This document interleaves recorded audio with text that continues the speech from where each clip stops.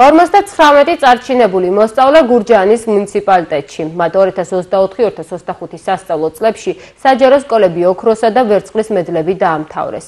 წარჩინებული მოსწავლეების რაოდენობით კახეთში გურჯაანის მუნიციპალიტეტი კვლავ ლიდერობს. რეგიონში მოსწავლეების საზეიმო დაჯილდოება 28 ივნისს გაიმართება. კახეთის მხარეში სახელმწიფოს მონებული ადმინისტრაცია ბოლო წლებია გეგმავს და ახორციელებს კახეთის მასშტაბით საშუალო საფეხურის წარჩინებით კურსდამთავრებულთა დაჯილდოებას, ანუ საზეიმო ცერემონიალს. არც წელს არ არის გამონაკლისი შემთხვევა და წელსაც გაიმართება ილიას ტბაზე 28 ივნისს 3 საათზე აღნიშნული დაჯილდოება.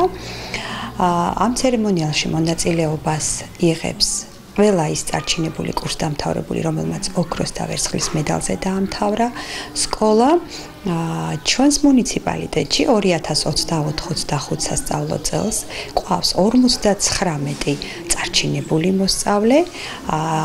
აქედან 49 არის ოქროს მედლის კანდიდატი და 10 ვერცხლის მედლის კანდიდატი. შესაბამისად, ეს მოსწავლეები, ანუ ეს კანდიდატები მიიღებენ მონაწილეობას აღნიშნულ დაჯილდოების ცერემონიალზე.